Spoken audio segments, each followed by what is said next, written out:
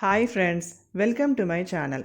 ఇప్పుడు నేను చదివి వినిపించబోయే చందమామ కథ పేరు తపఃఫలం. పూర్వకాలమందు రాజ్యవర్ధనుడు అనే మహారాజు ఉండేవాడు. ప్రజలకు అతనంటే ప్రాణంగా ఉండేది. రాజు కూడా వారిని కన్నబిడ్డల్లాగా పాలిస్తూ వచ్చాడు. ఒకనాడు భర్తకు తలంటు పోస్తూ రాణి కంటతడి పెట్టింది. అది చూసి రాజు ఆమెను కారణం అడిగాడు. అందుకు రాణి, కారణం ఏమిటని చెప్పను, మీ తల వెంట్రుకలు నెరిసిపోతున్నాయి, ముసలితనం పైబడిందే అని దుఃఖం వచ్చింది అన్నది కళ్ళ నీళ్లు తుడుచుకుంటూ. ఇది విని రాజు, ఇందుకోసమేనా నీ విచారం? ముసలితనం అందరికీ వస్తుంది, దానితో పాటు మరణం కూడా వెంటాడుతూ ఉంటుంది. ఇది సహజమే కదా, ఇవాళ కాకపోతే రేపైనా చావవలసిన వాళ్లమే కదా, అందుకోసం విచారించటం అనవసరం అంటూ సముదాయించాడు. కానీ రాణికి విచారం తగ్గలేదు. తన భర్తకు ఆయుర్వృద్ధి కలిగించవలసింది అంటూ ఆమె ముక్కోటి దేవతలను ప్రార్థించసాగింది. భార్య విచారాన్ని చూసి రాజవర్ధనుడు కూడా కుంగిపోసాగాడు. అతడు క్రమక్రమంగా రాజ్య వ్యవహారాలే పట్టించుకోనని దశకు దిగజారిపోయాడు. ఈ పరిస్థితుల్లో మంత్రి ఏమి చేస్తే బాగుంటుందా అని ఆలోచించాడు. వృద్ధాప్యంతో పాటు మానసిక ఆరోగ్యాన్ని కూడా కోల్పోతున్న రాజు పక్కకు తప్పుకోవటమే రాజ్యానికి క్షేమం అనుకున్నాడు. రాజ్యభారాన్ని మోసేందుకు రాజ్యవర్ధనుడి పెద్ద కుమారుడు ఉండనే ఉన్నాడు. మంత్రి రాజుతో ఉన్న పరిస్థితి దాపరికం లేకుండా మనవి చేసుకున్నాడు. సరే, రాజ్యవర్ధనుడు పెద్ద కొడుకును రాజుగా చేసి తాను తపస్సు చేసుకునేందుకు అడవులకు వెళ్ళిపోదాం అనుకున్నాడు. మరునాడే రాజు పురోహితుణ్ణి పిలిపించి అందుకు తగిన ముహూర్తం పెట్టమన్నాడు. కానీ ప్రజలు ఊరుకోలేదు.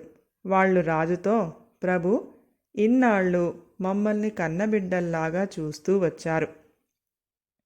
ఈనాడు మమ్మల్ని వదిలిపెట్టి పోతున్నారంటే మాకు విచారం కలుగుతుంది. మీరు ఇక్కడే ఉండిపోండి.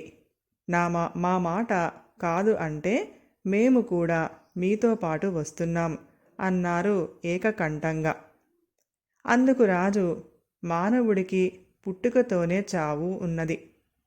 ఎవరైనా చావక మానరు. నేను అడవుల్లోకి వెళ్ళకపోయినా నన్ను మరణం వెంటాడుతూనే ఉంటుంది. కనుక ఈ ముసలితనంలోనైనా తపస్సు చేసుకుంటూ కాలం గడుపుతాను. మీరు ఏమీ భయపడకండి, మీకు మరో రాజును నియమించే వెళుతున్నాను కదా అన్నాడు. అయినా ప్రజలు ఊరుకోలేదు.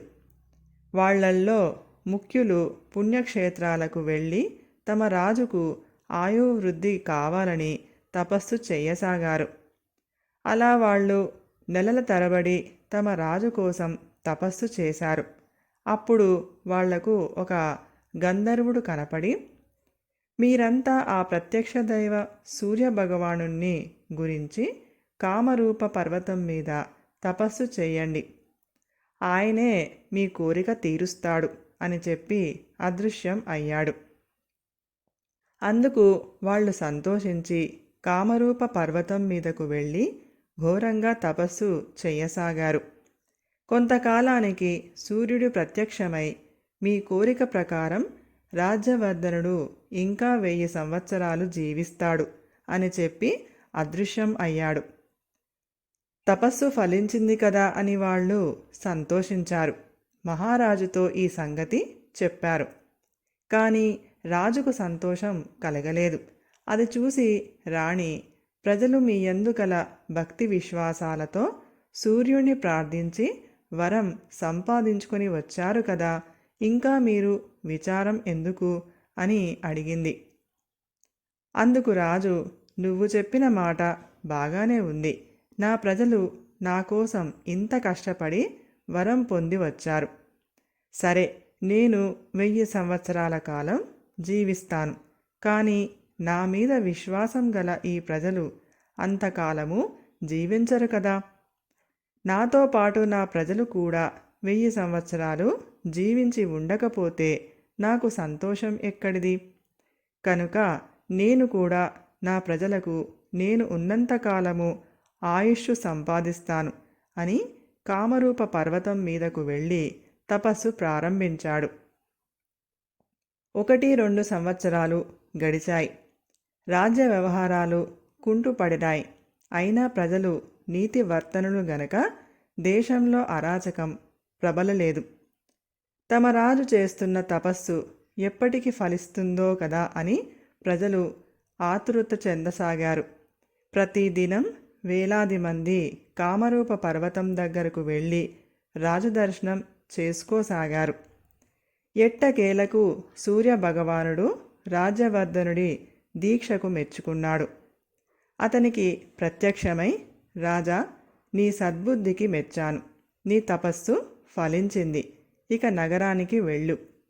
నీ కోరిక ప్రకారమే నీవు జీవించినంత కాలము నీ ప్రజలు కూడా జీవిస్తారు అని వరం ఇచ్చి అదృశ్యం అయ్యాడు.